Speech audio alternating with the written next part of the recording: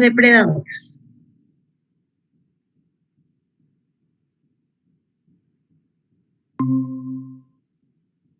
Si me pueden indicar, por favor, si se ve mi presentación correctamente. Sí, Andrea, se ve. Bueno, muchísimas gracias. Entonces, vamos a comenzar. Vamos a hablar un poco de lo que son las revistas depredadoras y cómo identificarlas. Como ayer mencionamos, nuestro objetivo al final del trabajo como científicos es la publicación de nuestro trabajo, o sea, comunicarle a los científicos de nuestra área el resultado de nuestro trabajo. ¿Y cómo lo hacemos eso? A través de diferentes publicaciones científicas, entre las que se incluyen los artículos científicos que son una publicación primaria, o sea, los resultados originales de un experimento científico, de un trabajo, que los voy a presentar a la comunidad científica y más específicamente a los científicos que están relacionados o trabajando en la disciplina en la que yo trabajo. Ahora, ese artículo científico pasa por un proceso de arbitraje que lo que hace es avalar la calidad de la experimentación del trabajo y del escrito, y tiene una revisión editorial que es bastante exhaustiva. Cintia nos mencionó ayer, cuando nos habló de bases de datos, que existen un montón, ¿verdad? Y una de las más prestigiosas es Scopus. En Scopus actualmente existen unas 23.000 o más revistas científicas activas que se consideran las de mayor calidad porque cumplen ciertos parámetros de calidad. Entonces también habíamos mencionado que cuando iniciamos el proceso de publicación, uno de los puntos principales es la selección de la revista a la que voy a enviar mi trabajo y que existen ciertos criterios para seleccionar esa revista, ¿verdad? Uno de los más conocidos es el del factor de impacto, que es utilizado para medir la importancia de una revista en un año según el número de citas recibidas por los artículos publicados en los 2 últimos años. Entonces, este índice de impacto o factor de impacto está basado en los datos de la citación y lo que hace es medir la influencia o la relevancia de las revistas científicas en el ámbito de investigación o en el área. Otro criterio que nos había ya mencionado ayer es el de las bases de datos.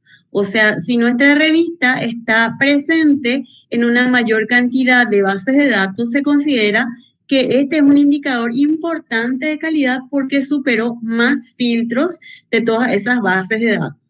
Otro punto fundamental son las herramientas para localizar la revista, ¿verdad? Puede ser, por ejemplo, el tipo de rastreo, los software que utilizan las revistas para que los artículos puedan ser encontrados. Otro criterio es la periodicidad de las revistas y la regularidad. O sea, cada cuánto se publica la revista o el libro.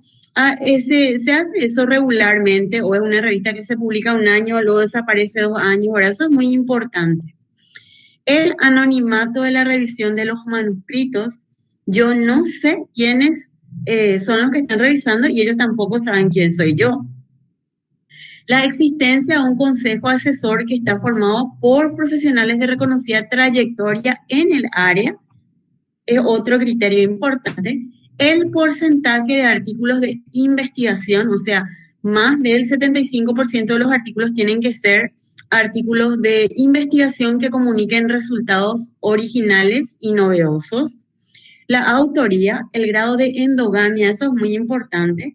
Hay autores que publican en una sola revista a veces y que son parte del consejo editorial de esa revista. Bueno, eso es endogámico y no es recomendado. Y también la progresiva indexación de la revista en bases de datos internacionales especializadas. Entonces, a partir de eso podemos hablar de los índices de calidad relativa. En este caso son ranking o listados de revistas que están ordenadas y priorizadas de acuerdo a un parámetro conocido, ¿verdad? Y lo que hace es medir o definir la posición relativa de esa revista al compararla con todas las revistas que pertenecen a la misma área, ¿verdad? Y el parámetro habitual es el índice de impacto, que como había mencionado anteriormente, menciona el número de artículos publicados y las citas recibidas por esos artículos. Entonces, el factor de impacto que está dado por el Journal Citation Report es el indicador de calidad más conocido, ¿verdad? Pero no es el único, como había mencionado ya Cintia ayer. Sin embargo, es uno de los más valorados por los organismos de evaluación de la actividad de los científicos. Entonces, él lo que hace es medir el impacto de una revista en función a las citas recibidas por los artículos publicados y recogidos por la Web of Science. Ahora, estas fuentes de recuperación de los indicadores de calidad pueden tener, por ejemplo, ciertos indicadores como el factor de impacto, los cuartiles, la posición de la revista en un área, para pertenecer a ciertos rankings, o bien pueden ser sin índice de calidad relativa, que sería en este caso, por ejemplo, la pertenencia a una base de datos determinada, pero sin darle un valor numérico a esa pertenencia. Uno de los índices, una de las bases de datos más conocidas y que Cintia nos mencionó ayer es la de Simagora, que es un indicador que es alternativo al factor de impacto y que se basa en el funcionamiento de un cierto algoritmo.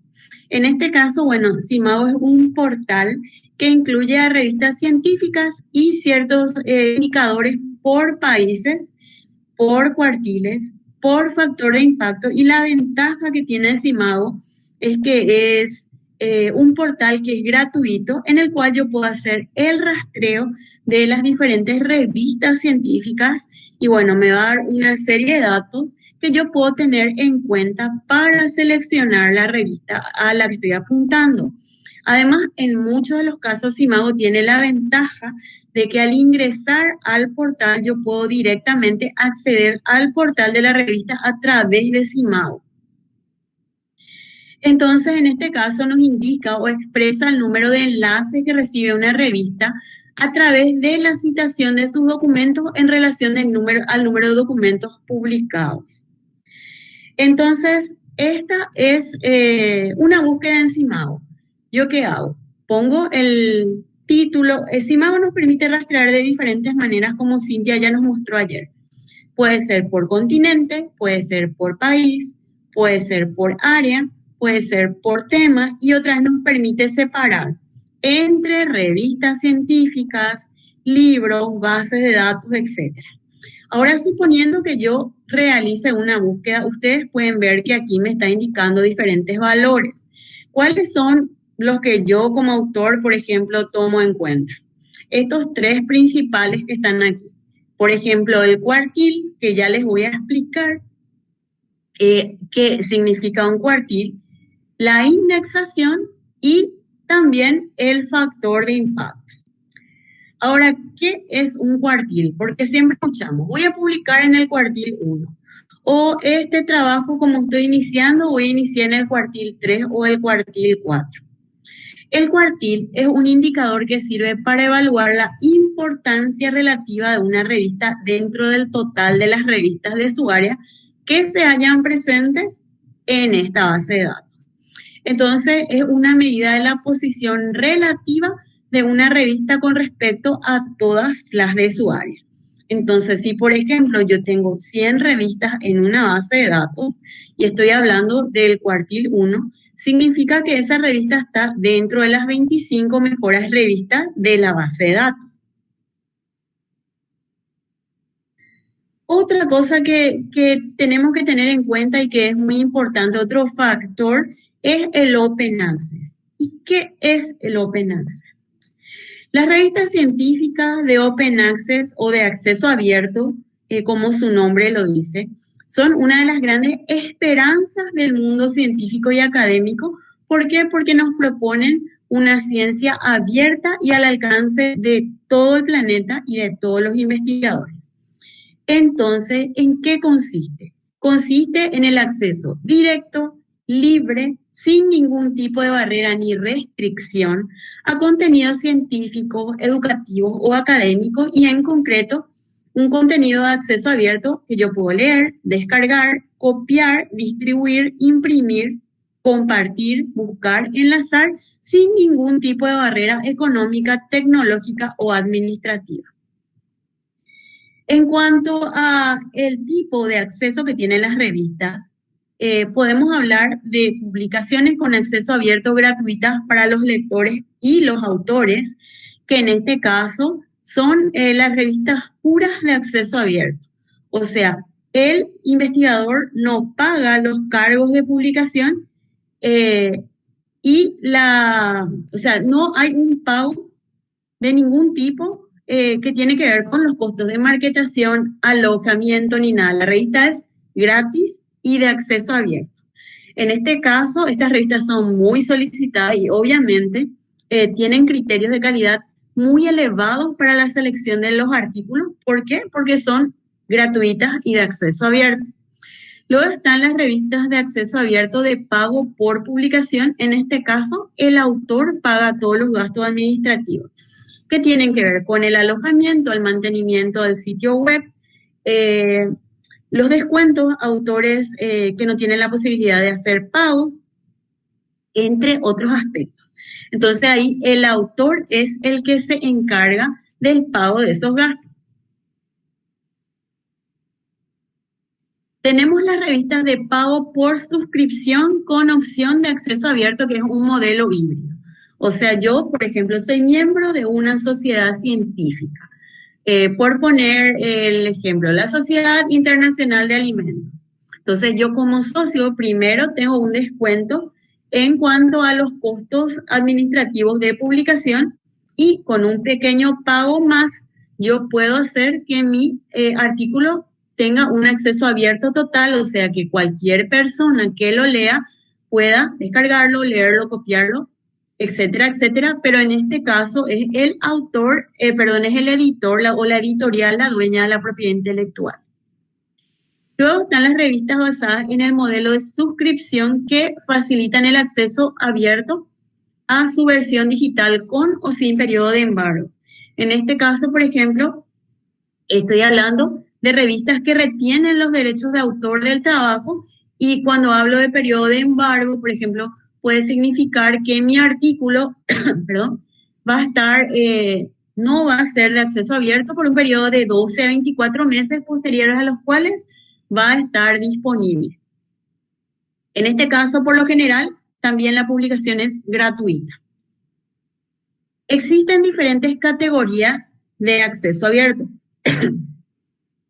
La más conocida o la que todos deseamos es la llamada Gold Open Access, que en este caso, para subsidiar los costos asociados con la revisión por pares, impresión, el alojamiento, gasto administrativo, cobran un llamado cargo por procesamiento del artículo científico. Sin embargo, la mayoría de estas revistas de Gold Open Access publican artículos sin costo alguno, especialmente las relacionadas a las ciencias médicas y de la salud. Ahora, el beneficio del acceso abierto, oro o gold, es el potencial de compartir la investigación con todo el mundo, además de que está alojada en una revista y en bases de datos que son de alta calidad. Puede darse que la transferencia del costo pase al autor, ¿verdad? Y en ese caso, bueno, este es el principal obstáculo para investigadores, sobre todo de países como el nuestro, que no destinan dinero a la publicación de artículos científicos. Entonces, siempre tenemos que prever cuánto me puede costar. Puede llegar a costar, en este caso, son $1,800, pero bueno, ese es un costo accesible comparando con otro tipo de publicaciones como el PLOS ONE, que puede llegar a los $4,000 o $5,000.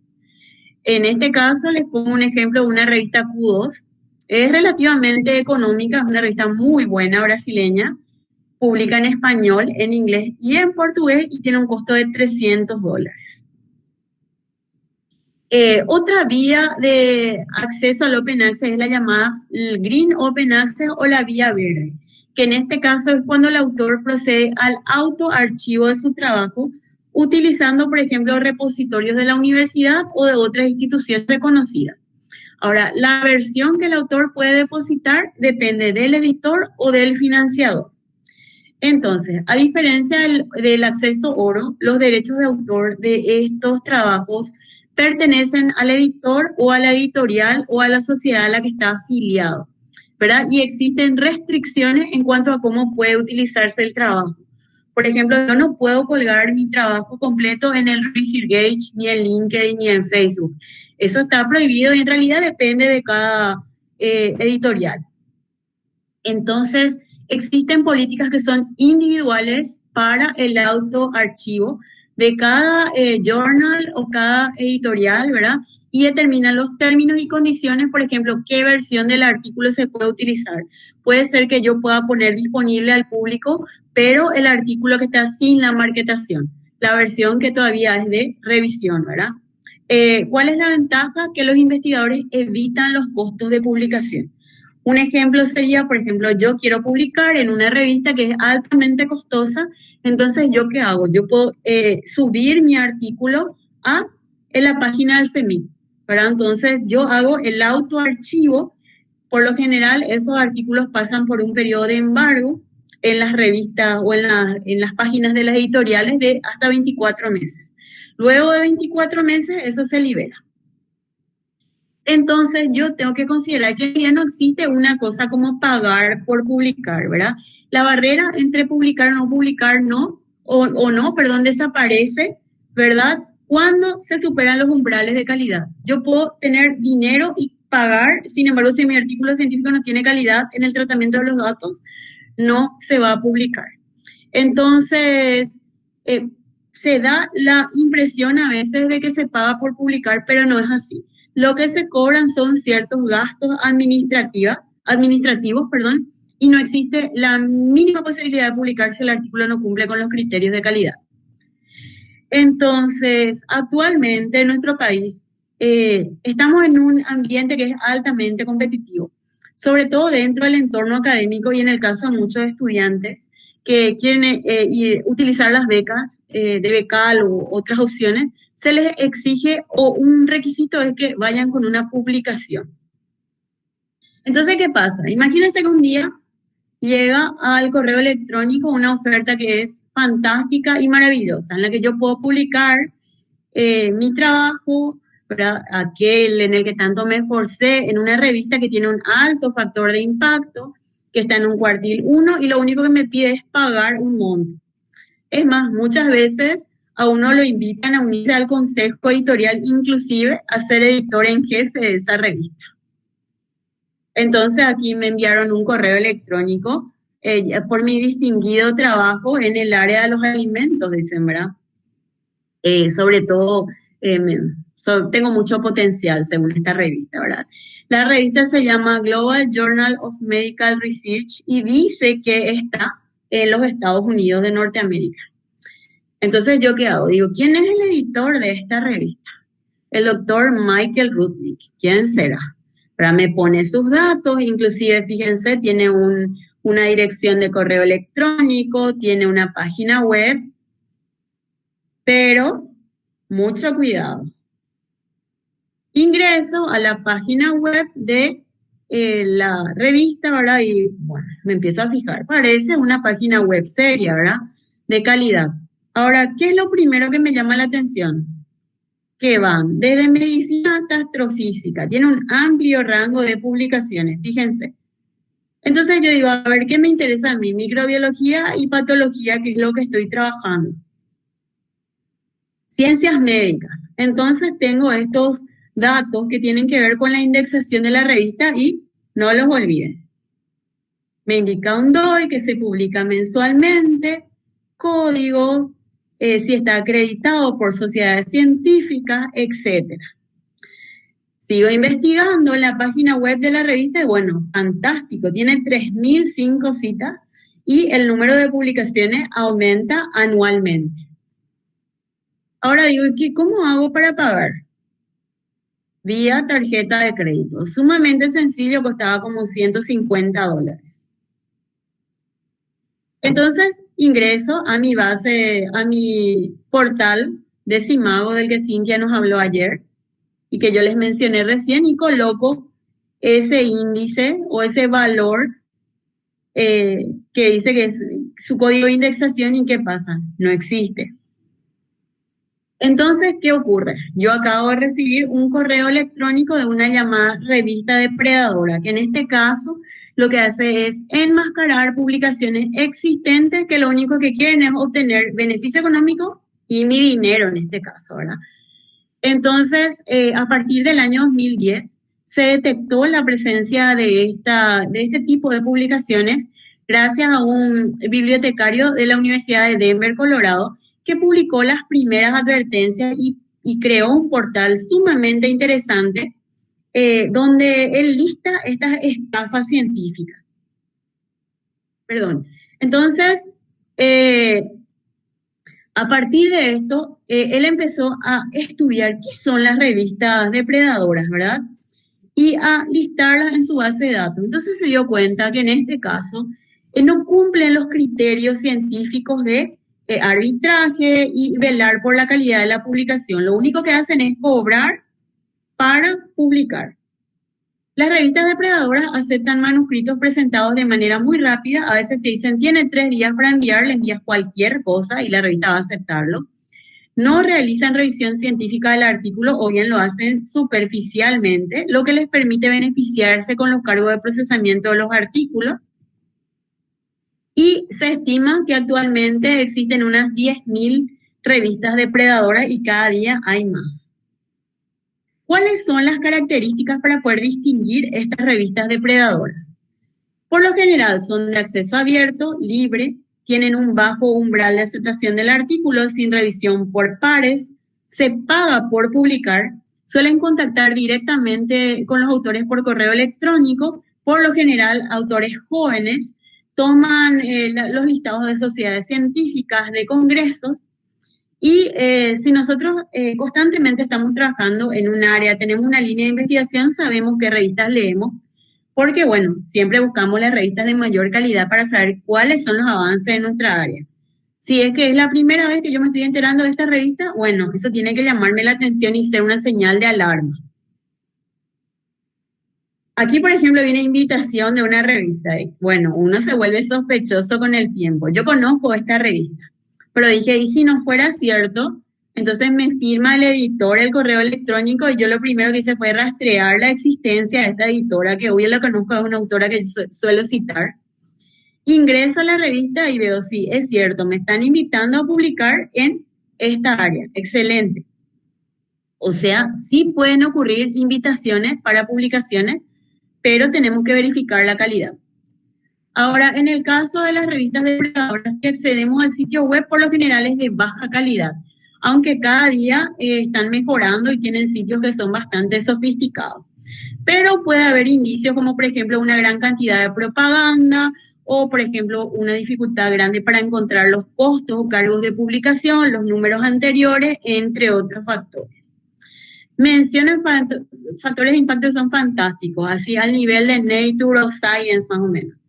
Y citan índices que son ficticios, o sea, yo luego empiezo a rastrear de dónde es este índice. Y bueno, ese índice tampoco existe. Además, tienen títulos iguales o similares a publicaciones legítimas, tienen nombres de revisores falsos, pasan por una revisión rápida, puede haber un solo editor que hable de todo lo que sea el encargado de todos los temas, desde astrofísica hasta protección vegetal, ¿verdad? Tiene un amplio portafolio de artículos, como les había mencionado, de todos los temas. Muchos están mal editados, mal marketados. Generalmente los primeros números de la revista son los que nos ofrecen, ¿verdad? O sea, vas a publicar en el segundo o tercer número, pero ya tiene un factor de impacto que es irreal. El correo electrónico puede pertenecer a Hotmail, Gmail, Yahoo, etcétera. No tiene un correo institucional. La revista no identifica dónde está su sede. Por ejemplo, en este caso yo rastreé esta revista y decía Estados Unidos, pero está ubicada en India. A menudo dirigen correo a investigadores jóvenes. La página electrónica de la revista contiene errores gramaticales, ortográficos, no tiene una apariencia profesional y no existe una institución u organización asociada a la revista. En otro caso también, lo que nos tiene que llamar la atención son los títulos incongruentes, o sea, la mayoría están radicadas en India, China, Rusia, pero dicen British Journal, American Journal, etcétera, ¿verdad? Las tarifas, bueno, pueden variar de $50 a $1.500. $1.500 es lo que nos cobraría una buena revista, ¿verdad? Y los consejos editoriales son sospechosos. Por lo general ni siquiera informan quiénes son parte de los consejos editoriales. Entonces, como les había mencionado, ¿verdad? En este caso, este bibliotecario nos hizo un gran favor que fue la de crear una lista de revistas depredadoras que están ubicadas de acuerdo al orden alfabético en este caso. Y en esa misma base de datos, actualmente también podemos encontrar el listado de las editoriales fraudulentas. Fíjense, hay un montón. Por lo general, si ingresan acá, puede ser que les lleve a un sitio para adultos, por decirlo de alguna manera, ¿verdad? Luego tenemos las métricas fraudulentas, que son todos los factores de impacto fraudulentos que ofrecen estas revistas. Luego están las revistas clonadas. Tienen el mismo nombre que revistas verdaderas, sin embargo, el ISSN y el ISBN son diferentes. La Universidad de Salamanca también tiene un portal en el que al que podemos acceder para la búsqueda a través del ISSN o ISBN de estas revistas depredadoras. Entonces, ¿qué pasa? Yo busco mi journal que dijo que tenía gran potencial mundial, ¿y qué pasó? No existe. Tenemos que tratar de no caer en este tipo de publicaciones, sobre todo las personas que estamos publicando o tratamos de publicar de manera constante, tenemos que tener mucho cuidado. Es una gran responsabilidad y también es parte de nuestra ética profesional asegurar que nuestro trabajo haya pasado por un proceso de arbitraje y editorial como corresponde. Lo que también vi ahora y me invitaron es a los congresos depredadores. Tienen que tener mucho cuidado. A veces se realizan en países árabes, ofrecen hoteles, alojamiento, etcétera, etcétera, pero en realidad son congresos fraudulentos. Tenemos que tener mucho cuidado con respecto a eso.